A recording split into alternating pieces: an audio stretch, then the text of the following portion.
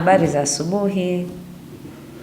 Majina yangu naitwa Edna John Aswile Mwaibale. Mimi ni mtaalamu wa saikolojia, afya ya akili, magonjwa ya akili na utengamao. Niko katika hospitali ya mkoa ya rufaa ya Kitete, Tabora.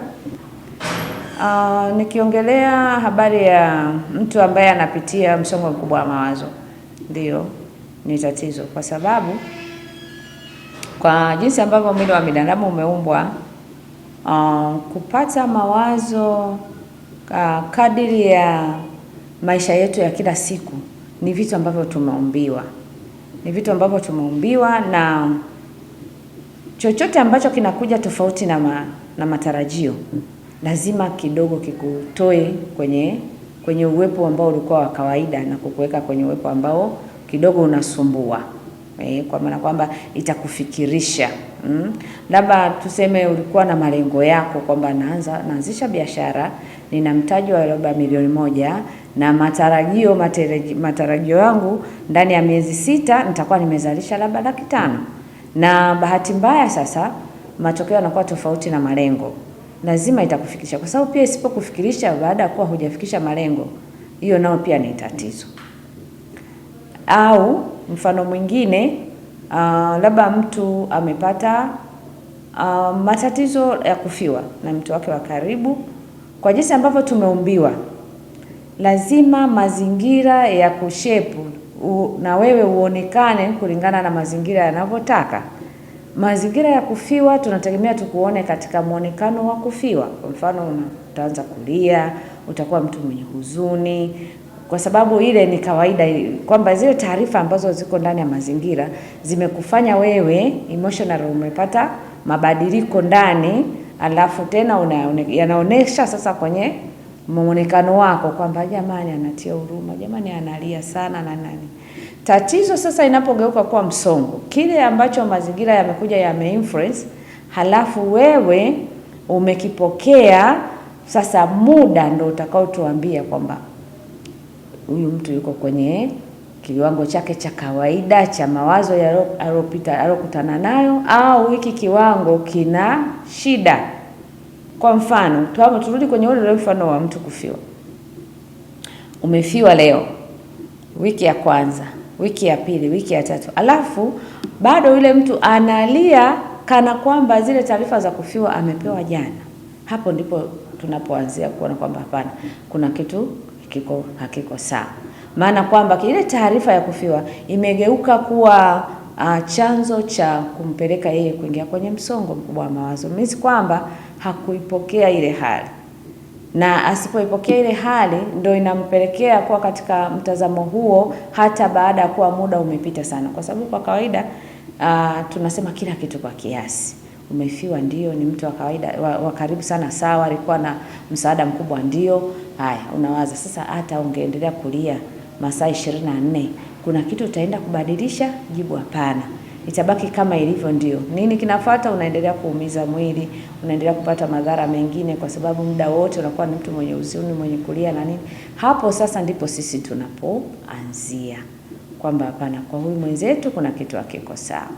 Hapa kwa kifupi naweza nikaongea hivyo juu ya msongo wa mawazo. Ni namna gani unatokea ni kama hiyo. Msongo wa mawazo, sema wakati naongea nimeongea zaidi kwa mifano, lakini msongo wa mawazo ni, yani tuseme mawazo kwanza, tusiende kwanza kwenye msongo wa mawazo. Tuseme mawazo, kila mtu ameumbiwa. Kila mtu ameumbiwa mawazo. Na mawazo yanaendeshwa na mazingira. Mazingira ndio yanakufanya, yanakupelekea uwaze nini kwa wakati ule. Kwa sababu huwezi ukawa unapita sehemu ambayo labda ina kizingiti njiani, alafu wewe ukawa unawaza nyumba. Lazima akili itakwenda pale kwenye kile kizingiti ambacho lazima uyapeleke pale mawazo, alafu akili ichakate, uamue nini kifanyike kulingana na kile kizingiti. Unaona Kwa hiyo mawazo tumeumbiwa. Isipokuwa sasa mazingira yana ukubwa gani wa kustimulate mawazo yako? Hilo ndio la msingi. Na sasa baada ya kuwa mazingira yameamsha yale mawazo yako, mawazo yale yako katika ukubwa wa kiasi gani, na wewe unayachakata kwa mtazamo. Unaona Kwa hiyo tunakuja kuachana sasa, mawazo kila mtu anayo.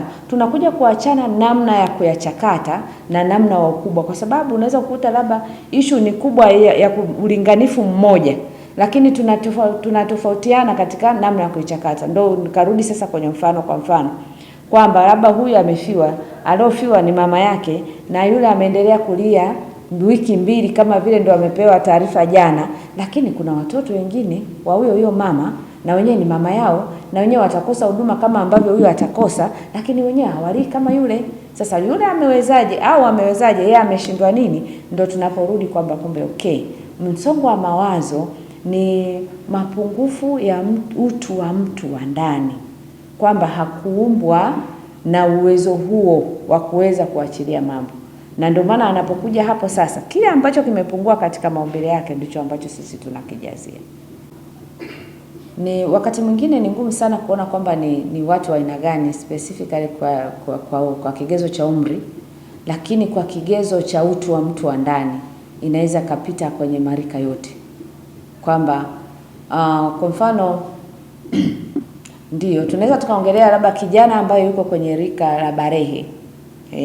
Yani anataka kutoka kwenye utoto na anataka kuingia kwenye utu uzima, kwa hiyo wapo katikati. Wale vijana wanakuwa na mambo mengi sana kwa sababu ya asili ya kile ambacho wanakiapproach, kwamba kwenye utoto anataka kuingia kwenye utu ukubwa. Sasa anataka kuonyesha kwamba yeye ni mkubwa, kila kitu anakiweza, hataki ushauri, hataki mtu aingilie maamuzi yake, anataka kuona kwamba hataki kubanwa kwenye uhuru wake, kwa sababu watoto ambao wako kwenye hilo rika la kubarehe wanakuwa na hizo tabia sana. Kwa hiyo sasa wasa anapokutana na malezi ambayo ni kinyume, hawakubaliani na kile yeye anachokiamini, maana wanakuwa na kujiamini kwa kupitiliza ambako sio sahihi. Sasa anapoingiliwa na wazazi, anapoingiliwa na familia kwamba hapana, hiki sio sawa, anakuwa anaona kwamba anaonewa, anaona kwamba hatendewi haki, anaona kwamba anakuwa na, yani kuna watu ambao wanataka wamnyime uhuru wake wa msingi. Kwa hiyo wale wanajikuta automatically wanaingia kwenye mawazo ambayo ni misongo, akihisi kwamba yeye ndio yuko right, maana wanakuwa na very judgmental, wanaona kwamba wale ndio wanakosea, yeye ndio yuko sawa. Kwa hiyo wanaingia kwenye rika hilo, angalau unaweza kuliongelea kwamba adolescent mara nyingi wanakutana na hiyo incidence ya masuala mawazo. Na wengi sana wanakuwa wamefikia mpaka hatua kutaka kujiua. Kisa tu eti jana nilifokewa na mama nyumbani. Unaona Kwa hiyo wale sasa ni kwa sababu tu ya kile kipindi, na kwa sababu pia wanakuwa hawajapata elimu kwamba kwa kipindi wanachopitia akili yao inakuwa inaaminishwa hivyo kwamba kila kitu kwake kiko hivyo. Kwa marika naweza nikaongelea angalau adolescent unaweza kupiga kupitia rika. Lakini ukirudi tu kwenye msongo kwa kweli yani ni ile utu wa mtu wa ndani bila kujali ana umri gani. Napenda sana kuongea kwa mifano kidogo, inakuwa rahisi kuelewa. Kwenye masuala ya afya ya akili, huwa tunasema hivi, mtu ambaye anapata changamoto ya afya ya akili, kwa asilimia zaidi ya 80 ni masuala ya kurithi. Yani anaenda kwenye familia kwa asilimia zaidi ya 80. Yani mtu akipata shida ya changamoto ya afya ya akili, hata kama atakwambia kwenye ukoo wetu hawapo, hatakuwahi kuwakuta, kitendo cha yeye kuwepo tafsiri yake ni kwamba walikuwepo hata kama hakuwakuta.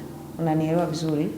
Sasa kwa mfano unaposema kwamba ukoo fulani wana changamoto ya afya ya akili, kuna watu waliwahi kuugua, mimi kwamba tafsiri yake ni kwamba ule ukoo wana vinasaba vya huo ugonjwa, lakini ukoo mzima hawezi kuugua magonjwa ya akili. Sawa? Lakini sasa nani ataugua itategemea amekutana na mazingira gani. Umenielewa Amekutana na mazingira gani? Kwa hiyo mazingira yana uchawi mkubwa sana wa kumfanya either mtu aendelee kuwa salama regardless ana vinasaba au aumwe. Umenielewa vizuri? Kwa hiyo sasa nikirudi kwenye swali lako, mazingira yana play part kubwa sana juu ya masuala ya misongo. Sawa Na ukiangalia hali halisi ya sasa hivi dunia yetu inapokwenda, misongo ina uwanda mpana sana. Mtu anaweza kuwa anapitia changamoto ya mahusiano labda. Mahusiano yakawa yana maswali mengi ambayo hayana majibu. Na mtu wangu nataka tuoane, haeleweki, hanisomi, simsomi, sijui nini nikijaribu kutaka tuweke sawa nipate majibu, naendelea naye au tunaachana sifa. Basi anabaki na faili hilo ambalo halina majibu, analiweka kichwani. Hilo ni upande wa mahusiano. Anakuja na faili lingine, uchumi. Jana nimejaribu hiki, juzi nimeweka kuku, wamekufa. Jana ni hasara, nimelima mpunga, sijui mara mahindi, mvua hazikunyesha, hasara. Unaona Hakuna namna ambaye anaweza kukaa chini akatafuta ufumbuzi wa hicho anachokipitia. Kwamba sasa kama nililima kwenye mpunga kumeprove failure, kwamba nimeshaangukia huku siwezi tena kwenye kilimo, nitafanya nini? Hivi nimuongee na nani nipate mtaji mwingine niinuke? Hajafika huko.